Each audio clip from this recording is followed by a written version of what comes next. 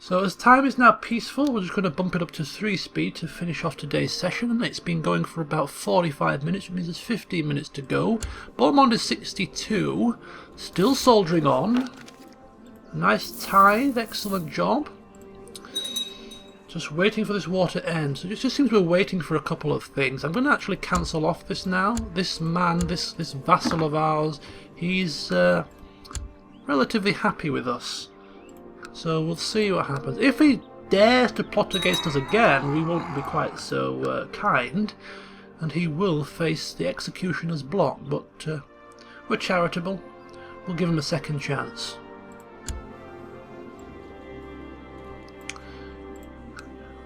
Ah! Ah! Ah! Ah! What do you know? We are at peace once again, which means 3 things can happen now, and 3 things will happen. The first one is, we are going to change the succession law. This male-domineering outlook, it is no good. Women can rule just as good as men, and in the Kingdom of England, maybe for the first time ever, this could be a history changer.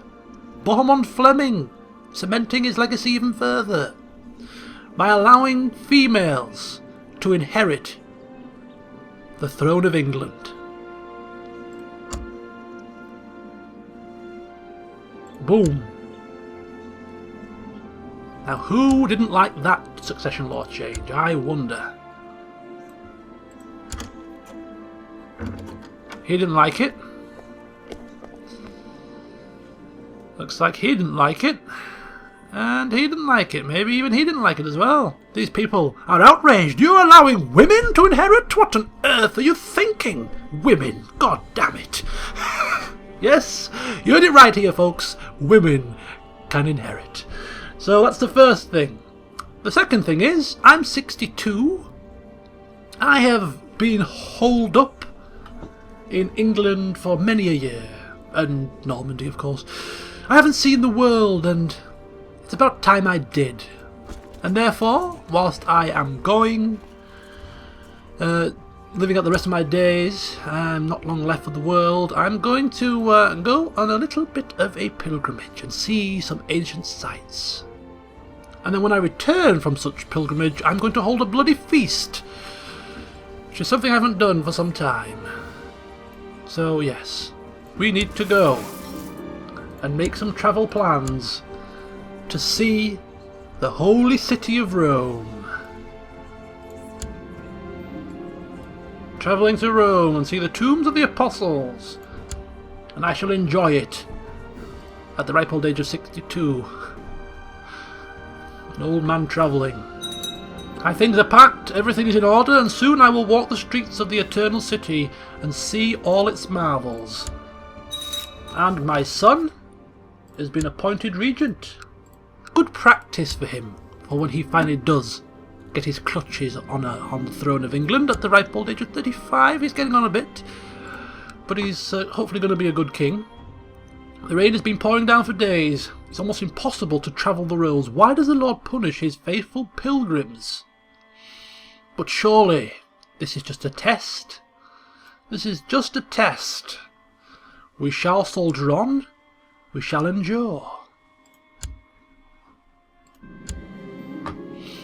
And we have become ill as a result of that. Well, isn't that great? We go on a pilgrimage and end up dead. Oh no, I don't believe this. As you start to make camp near a river crossing along with other pilgrims, you observe a group of builders working on a new bridge just upstream. You walk up to them and see that the arches of the bridge are already half completed. The master builder notices your interest and walks up to you and offers to tell you about the construction techniques that they are using. No. I will listen intently. Maybe take away some advice back to my own builders at home. And oh! Thundering hooves are heard down the road. The pilgrims look with apprehension at the rising dust. As the riders close, steel armour and steel-tipped lances reflect the bright sunlight. The tension rises, but then a collective sigh of relief is heard as the banner of the Holy Knights is seen flying above the mass of armoured men. The knights halt before the pilgrims and graciously offer to accompany you on the road. A most welcome escort indeed. And look at this. He's gone. Torf Fleming, my brother, has passed away at age 58 in the dungeons. Ah, and so ends a traitor's life. And we have finally arrived at Rome. As you enter the Eternal City, you are struck by the many ancient buildings and monuments that you pass by. It is truly impressive, and you try to imagine how the apostles felt when they first came here on their holy mission at a time when the city's power was at its peak. Though large areas seem to be depopulated, the city still boasts an impressive population concentrated about the Tiber River. The holy sites you want to visit are primarily the basilicas of St. Peter and St. Paul, as well as other early churches and places connected to the martyrs. And we start to make our way towards the centre, hoping that we won't get lost in the crowds of traffic. Coughing and spluttering up our guts, of course. The healers. Near the holy sites, you hear rumours of a group of monks with strange cures for diseases. Eagerly you seek them out, hoping against hope that they may aid you. Once in their care, you are fed strange potions, foods and herbs. You are unconscious or delirious during most of the process and remember few details, but at last you wake up to find that you have been miraculously healed of your ills. Ooh. God's hand touched and healed me. These monks really know their stuff. Or I must learn more of this secret magic. Now what would we say to this? We're not a pious... I mean, we're going on a pilgrimage, not because we are devout, but because we want to experience the world. So God's hand and all that, maybe not quite so much. We're a realist, I would have thought, and therefore either the monks have done a damn good job, or we must learn more of this magic and take it back to England. Yes, this seems like the thing to say. We have become a mystic, giving us extra intrigue. And the jihad for Anatolia fails, which means the Basilius of the Byzantine Empire has now seen off 2 wars, which means there's only 1 more to go. So he's looking pretty happy with himself, I would imagine. Okay, so here we are. We have returned from our pilgrimage, rewarding experience, an interesting journey, but alas, it is always good to return home. We have become a pilgrim. The Regency ends, and we are learned, wiser, and more intriguing than we once were. Okay, Duke Albert of Gloucester has inherited Duchy of Gloucester and other titles from Duke Gerard of Gloucester. And there's a few inheritances going on. Okay. Next up on my list of things to do before I die, the final piece of the puzzle, if you will, is a feast. And hopefully my vassals will come and enjoy themselves. We might even make a friend or 2 in the process. No feast is complete without boar meat. Who will get the task of slaying the beast? Well, we won't be. We're old, stressed, craven. No. We'll send other men to do this. But who shall we send? We can send out our marshal, send out my son, or force the peasants to do it. No, we'll send the marshal out. He is the perfect man for the job.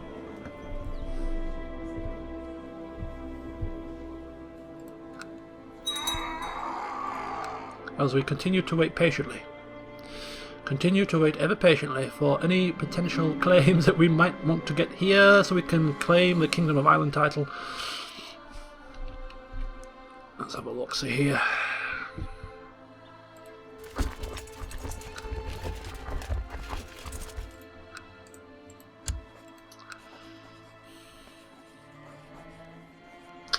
Breaking a truce. Spend lavishly on food, and let it not be known that King Bohemond is a cheapskate. Preparations are now made, the invitations are sent out to all of our vassals, and one of them decides not to turn up. I refuse to set foot in the same castle as you, Mayor Humphrey of Brest. Well, spin on it then, won't you? Spin on it, you grumpy sod. Okay, so what we'll do is we'll play till the end of year 1182, and we'll call it a day at that. The guests have finally arrived, all is ready, the cooks have worked day and night, and the food looks delicious, and the castle is draped in the finest decorations. The feast is underway, long overdue. This is the first chance that the king has had to gather all his vassals in the same room, and it just further cements himself as king, further strengthens the bonds, and somebody got a little bit tipsy. King narrows his eyes and thinks, really? Should conduct yourself with a bit more decorum, boy. And I thought the food was superb, the wine mediocre, and the dancers beautiful. Some of the more inebriated guests joined the dancers in a quadrille. And the king is going to let his hair down and join in the festivities, for he's the host. And everybody returns home, having laughed, joked, eaten and drank, and laughed at the king's dancing, and had a great time.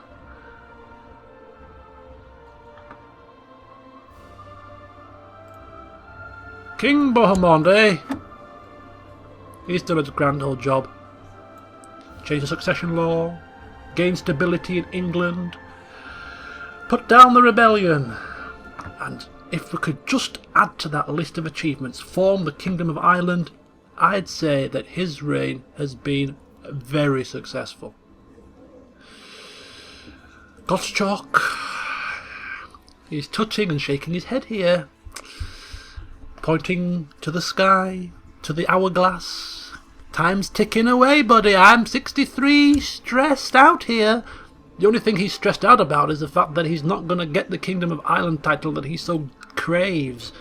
That is the only thing he could have to be stressed about, because everything else is now smooth sailing, right? Money is flowing like wine. People are no longer plotting and scheming. Factions have fallen flat on their face. Prince Godfrey for England? Oh. Now, was this going from before, or is this a new one? It makes no matter. Nobody's joining it. You stupid old man. Anybody? He's looking around. He probably tried to plot at the feast. Whispering in ears, do you want to join my plot? To put me on the throne? And people look at him as if he's a madman. Are you stupid? We all love King Bohemond. What's wrong with you? Right. Oh, and look at that. Duke Adam gets a bit of revenge and usurps back the Duchy of Bedford, which means that Prince Godfrey is now only the Count of Dorset and Winchester and the Duke of Norfolk. So he's had his power stripped in half, which is nice. That plot will now be even weaker.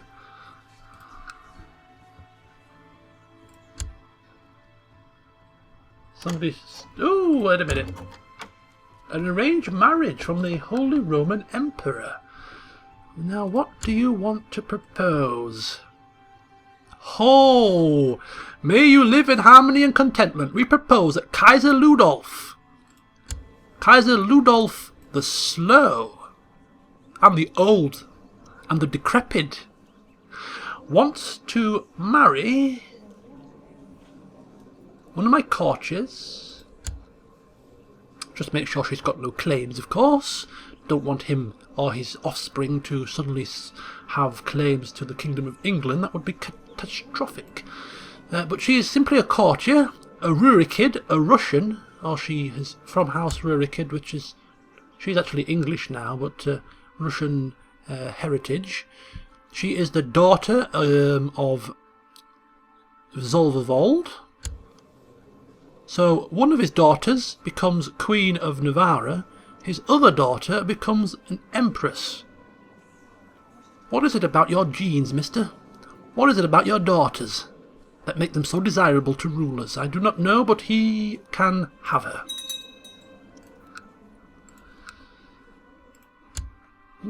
Very strange indeed. Where are my daughters? My daughters not even married off. I wouldn't marry off my daughter to a high ruler anyway, because they get future claims on your land, or weak claims anyway. They're children. But it would be nice it would be nice to be asked, you know. King Bohemond, your most glorious wife. We ask. I mean, one of them's already a queen anyway. She's Queen of Castile. She's just come of age. She's 18. She's ripe for the picking. She's strong, dutiful cleric. She would be quite the catch to somebody, couldn't she?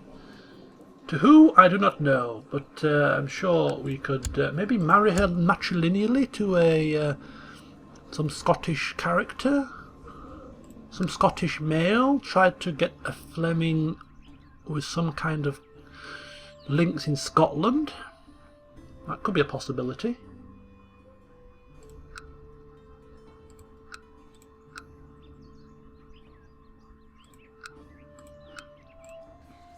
Whoop.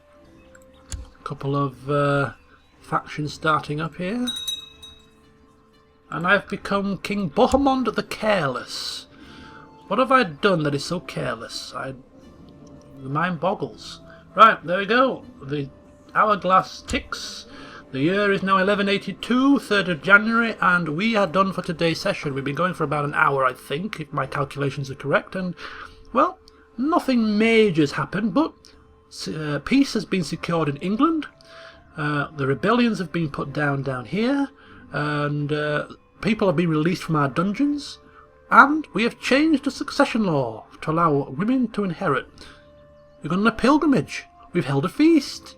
So, yeah, not major stuff, but all things to add to the list of successes for this great man. The Careless? Pah, careless my foot. Should be King Bohemond the Great. The Unifier.